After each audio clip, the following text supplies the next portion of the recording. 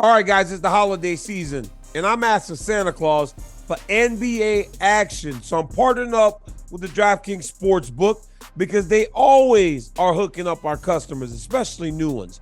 All new customers bet $5 or more on any pregame wager and get $150 in bonus bets instantly by using my promo code DCTV at the DraftKings Sportsbook. Look, we all love hoops. We all love basketball. And everybody always tries to act as though they know everything about basketball. Well, let's put your knowledge to the test. All new customers bet $5 or more on any pregame wager and get $150 in bonus bets instantly by using my promo code DCTV at the DraftKings Sportsbook, an official sports betting partner of the NBA. Hey, guys, at the DraftKings Sportsbook, make that crown yours.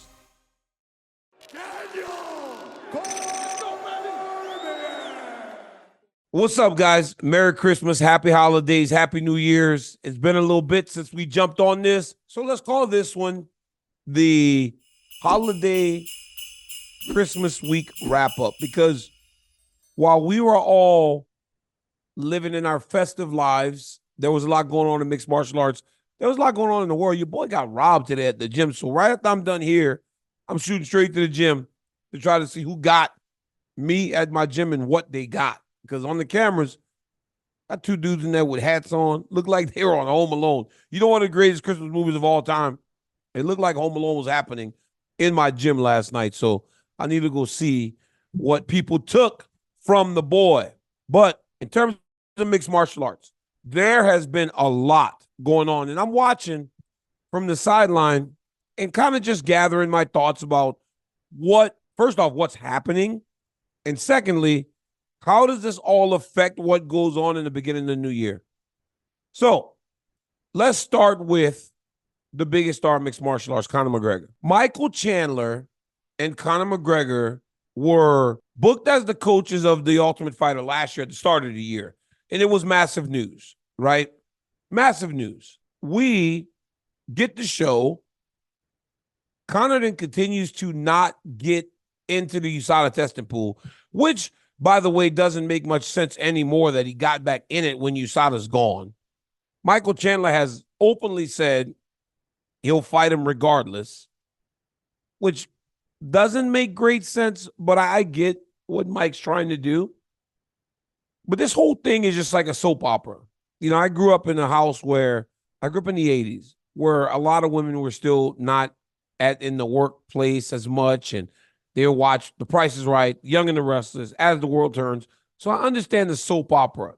This Michael Chandler, Conor McGregor situation is a mixed martial arts soap opera. So now Mike has been constantly chasing Conor. Like, it is to the point now where, God, I don't like saying this because Chandler's one of my buddies, but it's almost desperate to fight Conor McGregor, because at every single step, he has agreed to, he has said, okay, he has made concessions. He has almost agreed and done anything he possibly can to ensure that that fight still happens. And McGregor, for his part, just keeps playing him to the left. That's what we call that in Louisiana, play him to the left. Like when a girl doesn't like you, he just keeps playing him off. Like, I don't really want to deal with him. And I only believe that he's doing that, and he's so comfortable in doing that, because of the behaviors that Mike is showing. Mike keeps showing him that regardless of what he gives him, he's going to accept it. It's like having a girlfriend that messes around on you or something, and then you take her back, and she'll do it again. Or she yells at you, and you take her back. She'll do it again. Because you just keep accepting. Mike just keeps accepting this behavior. At some point, Chandler's going to have to say to hell with it, I'm moving on. Latest thing now is McGregor makes an Instagram story saying, you go out that door. It was a story where it was like some guy just dismissing someone. And it said, when Conor decides he wants to fight someone other than Michael Chandler. And it was like him just dismissing Mike. You go that where I have no more business for you. Michael Chandler then responds saying, it's a bad look on everyone if Conor McGregor ducks him. And he still believes that Conor's trying to stall him out. What happened? We thought this was supposed to happen around August, September of last year. Started to get pushed back. What about November, New York City? Always rule Conor McGregor out there. Didn't happen. UFC 300. Last thing we heard was not happening. Conor McGregor's at a boxing fight the other day. He's mad because he said he's been nipping at the butt asking. So where's the disconnect? If Conor's been asking and Michael Chandler is more than willing, where's the disconnect? I'm starting to think, honestly, this fighting, I mean, it ain't going to happen. I don't feel like it's going to happen. And I think for McGregor, this is probably the best fight for him because Mike's going to give him what he wants in the fight. No one else is going to play the game that Conor is going to want to play, especially when he's coming back from such a horrific injury. Mike's going to play his game. Mike is going to stand with him. Mike is going to strike with him. Mike is not going to wrestle him all that much. I don't know that there's a better fight for him. So I don't know why he continues to play him off like he doesn't want it. I don't get it. I don't get it. But I've never been in that position before. I've never been in such a powerful position that I can do what Conor's doing to an opponent and not get some kickback. I don't know why he doesn't want to fight him. I think it's the best matchup for him because look, Arman Tsarukyan the other day was hitting at a big fight. My Lord, you don't want to fight that type of guy. And Conor won't, but you don't want to get stuck in there with those killers. Charles Oliveira? You want Charles if they move on from Oliveira, Makhachev, and they go Gaethje? Who do you want? Who do you want in that top five that's going to give you the type of fight you want? I think it's the ideal matchup, but I do believe that Mike at some point needs to stand firm a little bit and say, you know what, to hell with it. Book me with somebody else. Just get me a fight. Give me a fight. Publicly state that you are not desperate for this fight. Because right now, you've essentially given him all the power. He has all the power. Because every single thing he gives you, you accept. And it was kind of like that on the show, too, which was a little surprising, the way McGregor would talk to him. And Mike was just like, kind of not, Mike is a very measured guy, though. So I kind of get it, but he's just accepting everything this guy's giving him. And I think at some point, he's going to have to stand firm and say, you know what, to hell with you. I'm going to go on with my career. Because in Mike's mind, he still has a championship run in him. Ben Askren, for the record, one of my friends of the show, is saying that he still believes it'll be the headline at UFC 300. I don't know. They've already started to announce fights. It would obviously make a ton of sense. But if I'm guessing, I would imagine UFC 300 would be a whole bunch of title fights. It's exactly what they did at 200 when it was supposed to be me and Jones, Amanda and Misha. Jose Aldo fought Frankie for the interim championship, and then they had Brock Lesnar. So I think it'll be a whole bunch of title fights, and then if it's McGregor-Chandler, it works, but it doesn't feel like McGregor wants to do it. And if he does want to fight, I don't know who he wants to fight besides Mike. Israel Adesanya said that people are, and he used a word that we don't use and throw around, to believe that he would not fight till 2027. He's coming back this year, he said, or he at least is preparing for a comeback. Khamzat Chimaev jumps on him right away and says, I want a title fight. Okay. Okay. I'll take it. Pull my leg. Let's do Adesanya Chimaev. Because if you do Adesanya Chimaev and Izzy wins, you preserve Izzy. Man, honestly, now that I'm thinking about it, I don't know that you don't wait to see what happens between Du Plessis and Strickland before you make a decision on Adesanya. Hear me out. Du Plessis Adesanya was hot because of all the N-word, all the history between Africa and South Africa. Du Plessis, that whole thing had went crazy. And it was going to make for a very hotly contested build. It was going to be intense. The rivalry had grown. It was going to be one of the better builds we've seen in a long time. We love the drama. We love the drama. I'll be honest, I kind of felt a little uncomfortable when Izzy was in the octagon saying the things he was saying. But I live in a world where people they use that word a lot. They do. So, but it made me feel a little bit uncomfortable seeing it on TV like that. I mean, hell, I see people on Instagram constantly using that word, you know. But that build was going to be so crazy.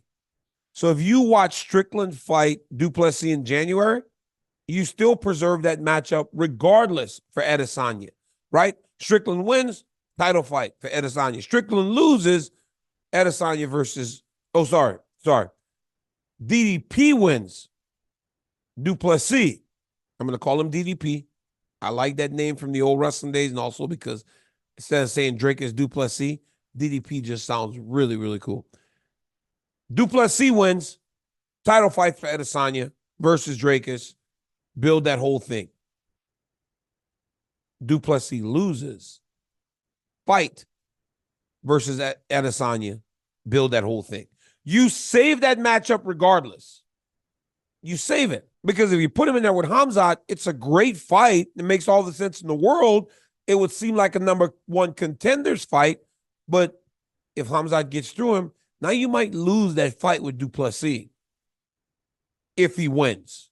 So I think you save that fight if you're the UFC. I don't know what they're going to do. But if you're the UFC, I say you save that fight. You save Adesanya Du Plessis at all costs, because I believe that's one that will motivate Adesanya. Because if you want to know my thoughts, Adesanya did not seem motivated for Strickland. He thought he was going to run through Sean Strickland. And honestly, I've heard stories now out of Sean Strickland's gym. The improvement this dude is making daily, I hear, is unbelievable. Unbelievable.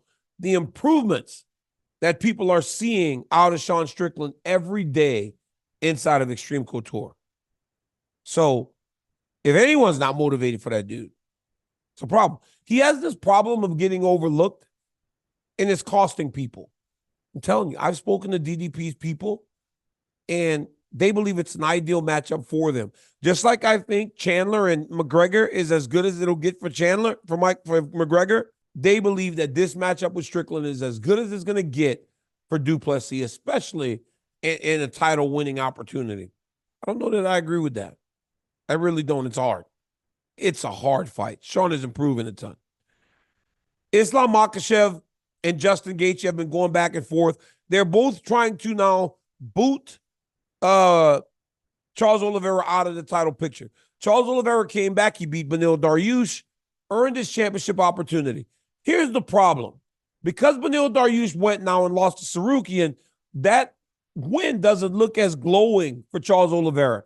Charles Oliveira's injury, which he could not control, if he did not get cut, it was a nasty cut, he would have showed up in Abu Dhabi and he would have fought, and I believe he would have fought Makhachev much more competitive than he did the first time. But by not fighting it, and then Sarukian beating Dariush in the way that he did, now it takes a little bit of the shine off of that victory. So now Dustin Poirier losing to Justin Gaethje looks a little better. It looks a little better because we have not seen Dustin Poirier fight again, and we have not seen Dustin Poirier lose again. We still got a lot of the memories of Dustin Poirier knocking out McGregor.